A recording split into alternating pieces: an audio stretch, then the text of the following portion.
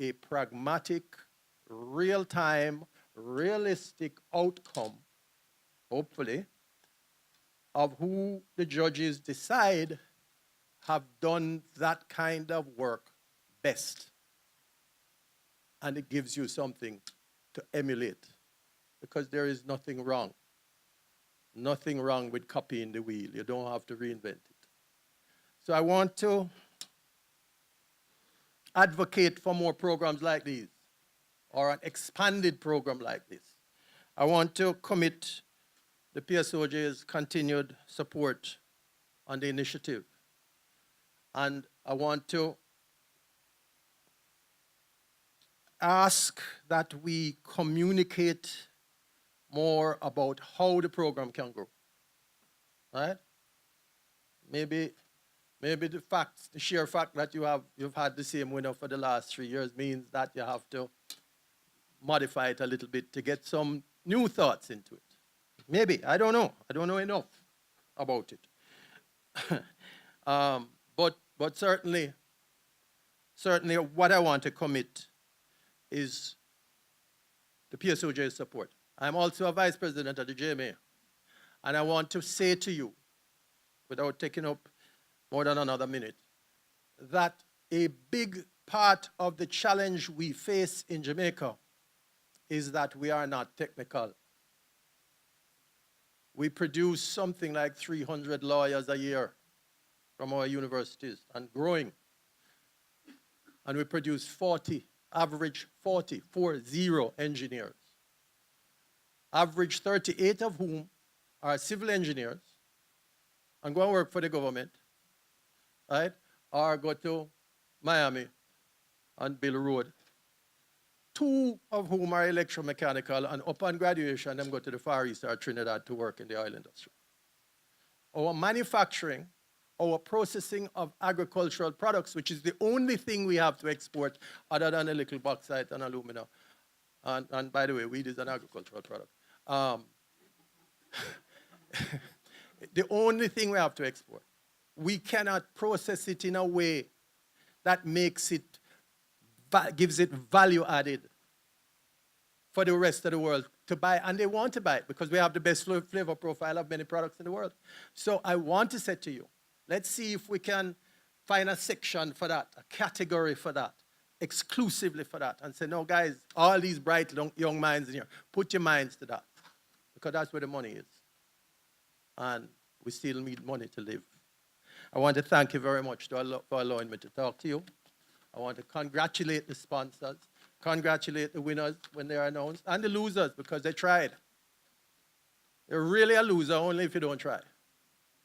Thank you very much and good evening. Thank you, Mr. Mitchell. Fixity of purpose. I like that one. And I'm going to use it. As you heard earlier, our sponsors. Without our sponsors, we would not be able to have this competition. And right now, I would like to invite our sponsors to bring comments, starting with Panjam Investment Limited, Ms. Joanna Banks. Good afternoon, everyone. I really am not aiming to dilute what Howard has said, so please keep it at top of mind. Going forward, I think his messages were very important. That being said, what an exciting end to a fantastic competition. This is my second year as a judge, and I already can't wait to see what's in store for us next year. Let me start by saying that I'm truly impressed by the caliber of presentations that we've seen over the last 2 days. As someone who has seen a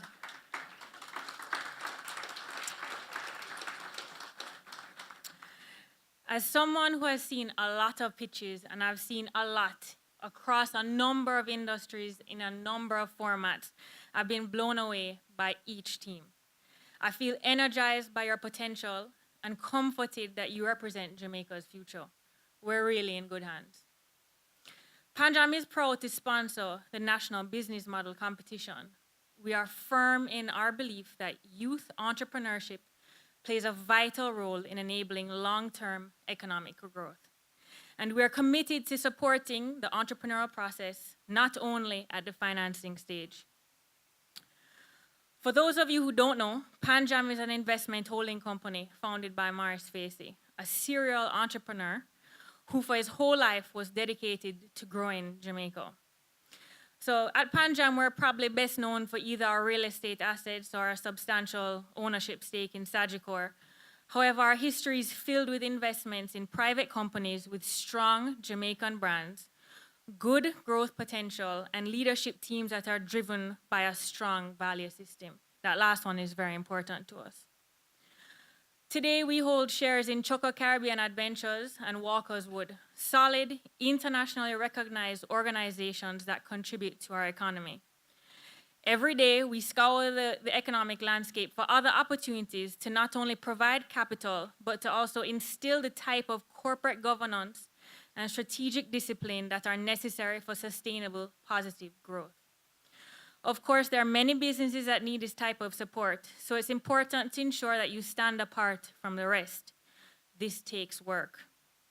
One of my favorite quotes is from Mark Twain, who said, "The secret of getting ahead is getting started."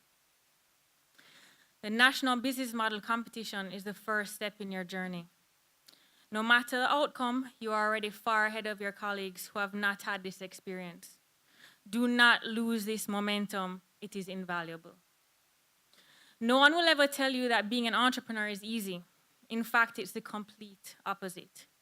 Entrepreneurship is exhausting. It demands your attention and requires perseverance.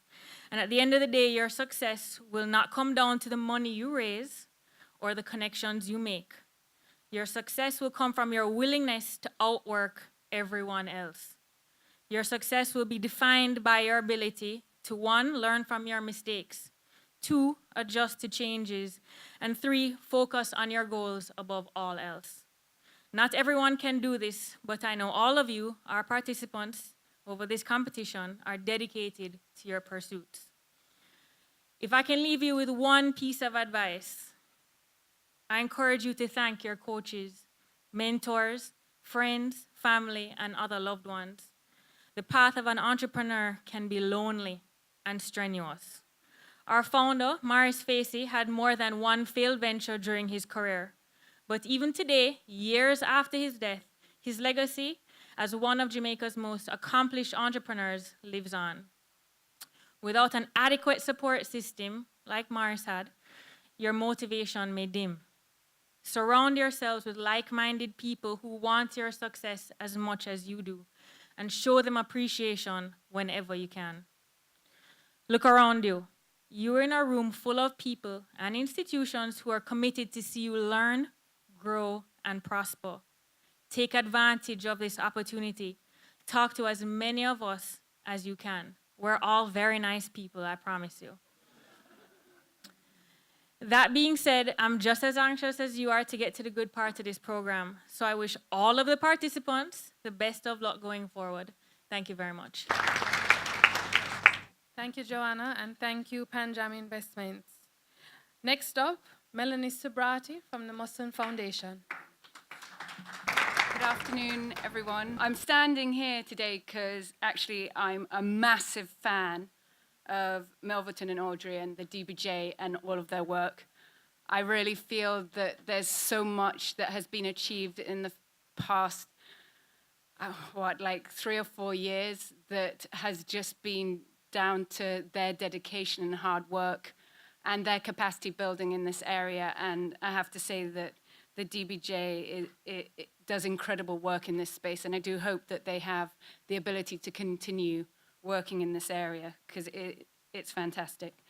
And also, I'm actually a huge fan of Howard Mitchell and the president of the PSOJ, so I'll just put that out there. If anyone doesn't know what Musson does, we're actually entrepreneurs. I've been back here working in Jamaica for probably 15 years, and when I first came, we were a food business, and then we were a telecoms business, and we've always been in manufacturing, and then we're in IT, and now we seem to be in property. So the idea behind being an entrepreneur and always finding that next idea and being timely and just finding that space where luck, good fortune, and hard work and timing pay off is, I think, very key. in terms of the Musson Foundation, we support educational, nutritional, and environmental initiatives here in Jamaica and actually across the region. In order to build capacity, we work with Rise Life Management in downtown Kingston. We work with some schools where we give a lot of staples for feeding programs within schools. We work with halls of learning to provide innovative learning experiences for kids. That critical thinking that the PSOJ president was talking about is key, and as a result of that, we sponsored a robotics team to go to Pittsburgh, and actually they came back with the elementary school award, so we're extremely proud of them. And items like, a game design workshop for kids, and that type of thing. But one of the biggest things we do is actually obviously being a distributor and a manufacturer. So what I'm excited to see here today is all of your products, all of what you are going to produce. And I certainly do hope that in the next 10 years that we may be distributing or manufacturing for one of your businesses, and you'll be calling us to tell us the targets that we need to hit for your sales. So I'm looking forward to seeing that and to seeing how you all progress. So thank you very much. Thank you. Thank you, Melanie, and the Musson Foundation. Next, I'd like to invite Mr. Ryan Strawn from GK Capital. Ladies and gentlemen, good afternoon. I'd come to give remarks today not expecting to be inspired, but when I heard Mr. Mitchell speak, it really reinforced a lot of what I was thinking before I even came up here. So firstly, on behalf of GK Capital, we'd just like to extend our congratulations to all participants, because the fact of the matter is where the world is going now, entrepreneurship among youth will be a major driver of economic growth. When we look at Spain, for instance, youth unemployment, and I guess youth will be considered as under 25. So I may be some way past that, but a lot of you are not. Youth unemployment, 36%. In Jamaica, no, we're going in the right direction, but it's 25. So therefore, it's you see the signals or the connection between lowering youth unemployment and having a thriving economy. How will that be achieved? In part, entrepreneurship. So we encourage you, even if you don't win the big trophy, you're still a winner, and we encourage you to keep going.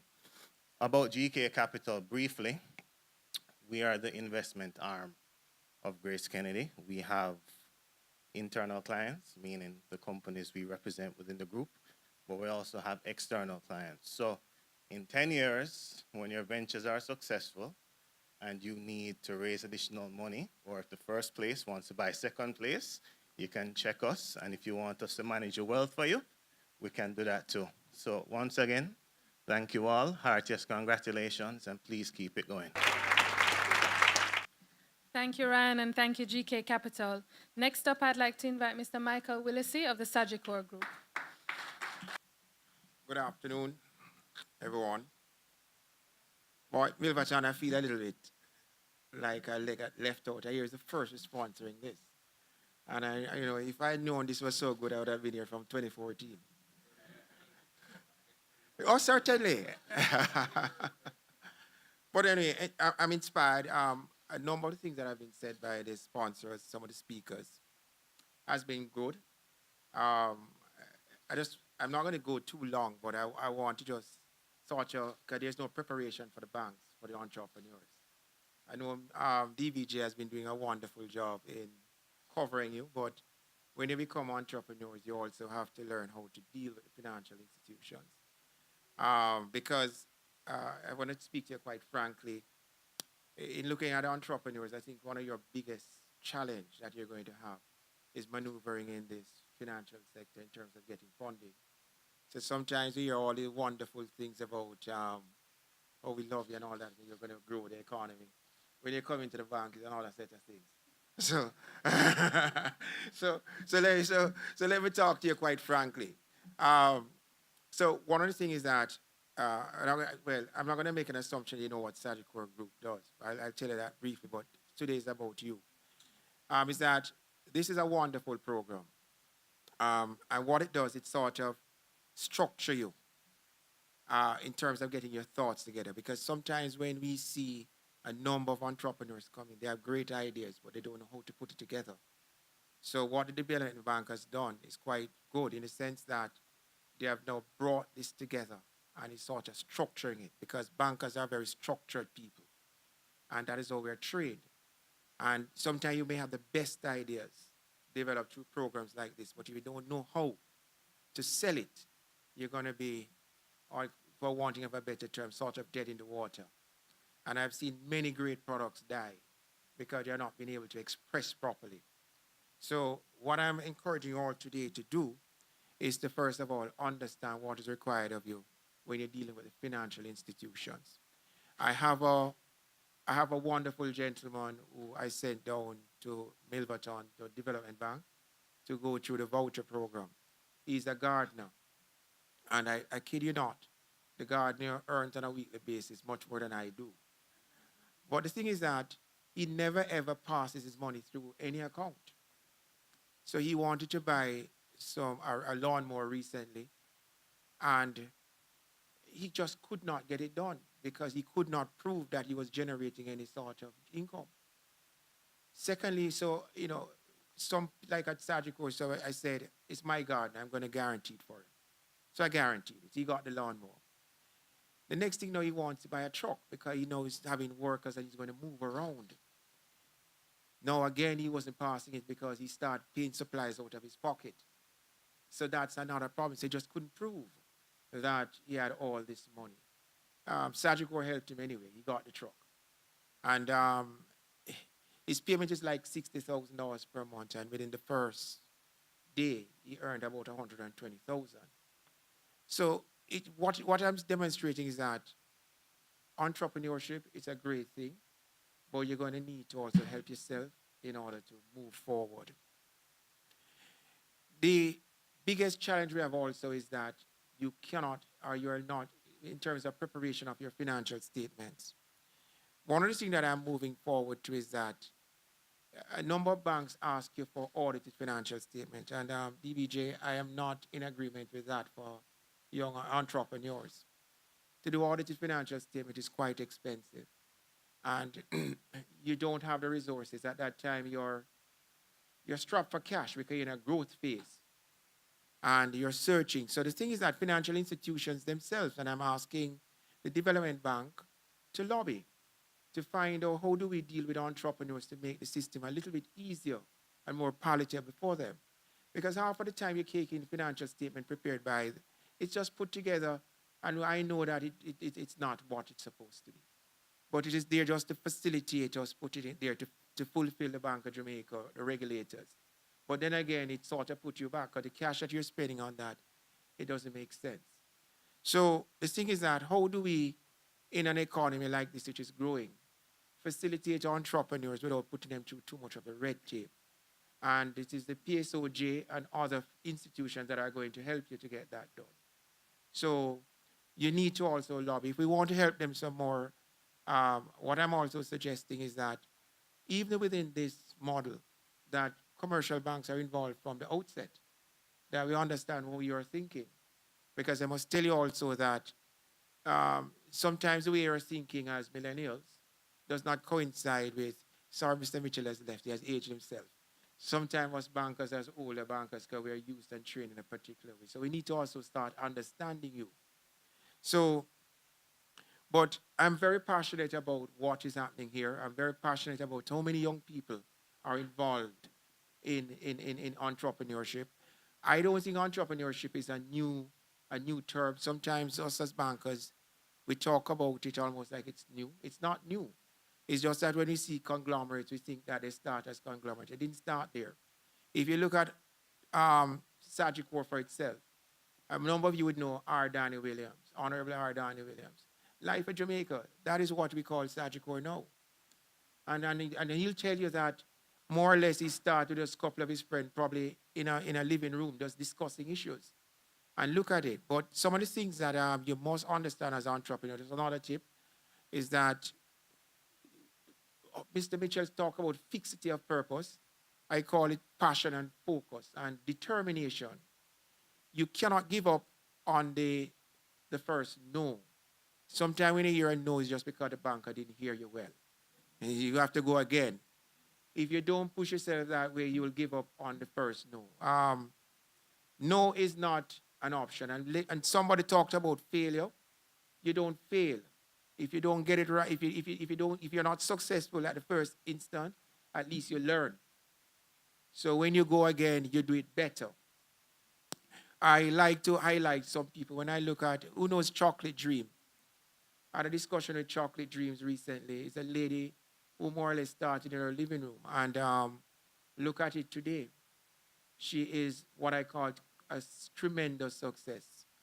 But I'm very proud to see so many young people here involved in a program of this nature. And we have to congratulate also the vision of the Development Bank of Jamaica.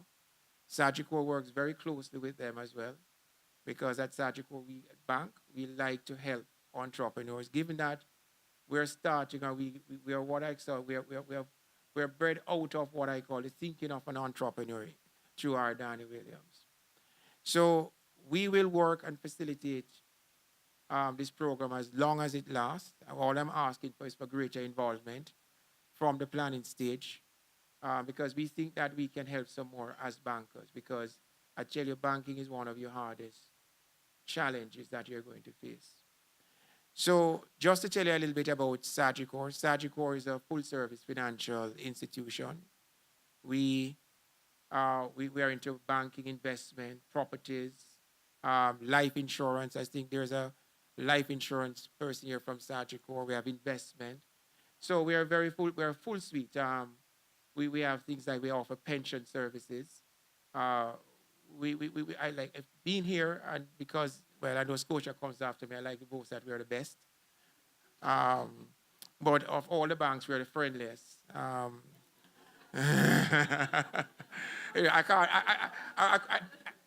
couldn't be at a podium like this and not say that.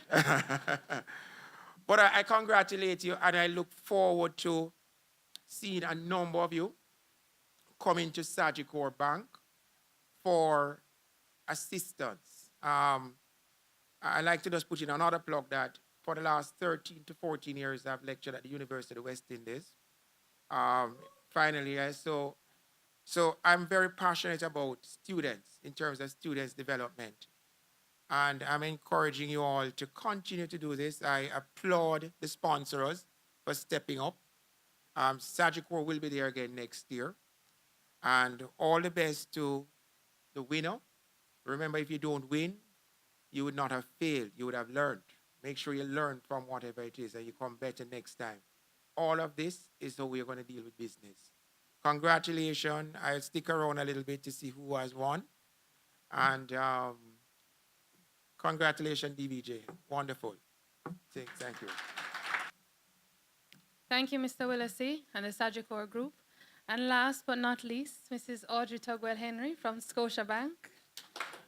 Good afternoon, everyone. It really is a pleasure to be here to address you on behalf of Scotiabank. But before I get into my speech, Michael, you can't quote silence. The proof of the pudding is in the eating. But ladies and gentlemen, and students, young people here today, yesterday, the lead story in one of our newspapers was about a young lady with 16 subjects who was CSEC subjects, who was unable to find a job. I think we're all familiar with stories like this. It used to be, back in the days, where if you did well academically, you were guaranteed to get a job. More and more, students who have worked hard, very hard, to achieve academic success find it very difficult to get a job, no matter the level of the qualification. And this is not just in Jamaica. This is in other countries as well. It is important to note, though, that the solution is not to boycott academia, but rather, we at Scotiabank, we encourage our young people to hone their talents and expand their mindset and identify entrepreneurial activities that can either supplement your income or be the main source of your income. For the young people in the audience, if you read widely, you'll see that the general feeling is that you cannot really truly be rich if you work for someone